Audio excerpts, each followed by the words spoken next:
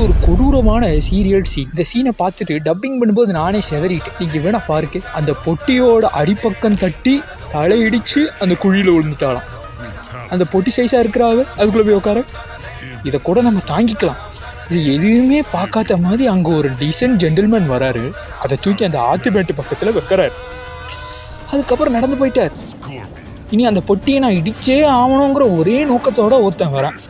ஒரே அடி அது தண்ணீர் வேறு விழுந்து வந்துச்சு. இந்த சீன் தான் நீங்கள் ரொம்ப உன்னிப்பாக கவனிக்கணும். ஏன்னா டேரக்டர் இதில் ஹார்ட் ஆஃப் த டாபிக் வச்சுருக்காரு.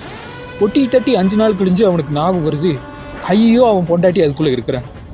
உடனே அதுக்கு ஒரு 4 கட் சீன் வச்சு அந்த பொட்டி உள்ள மிதங்குற மாதிரி காட்டி ஹீரோவை அந்த பக்கம் கொண்டு வராங்க.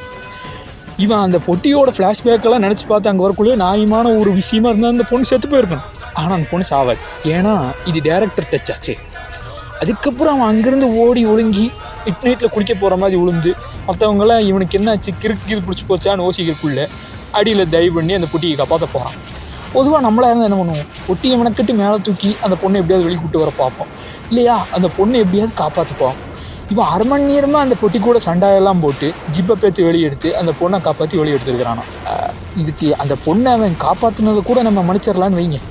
ஏன்னா பொதுவாக லாஜிக் பார்க்கக்கூடாது. நம்ம அதுக்கு இத்தனை ரியாக்ஷன் கொடுத்தாங்க பார்த்தீங்களா, செதறிட்டேன். போல டேரக்டர் டச் உள்ள சீன்களை உங்களுக்காக எடுத்துகிட்டு வருவேன். நன்றி, வணக்கம். சப்ஸ்கிரைப் பண்ண வருது நீங்கள் மெயினாக.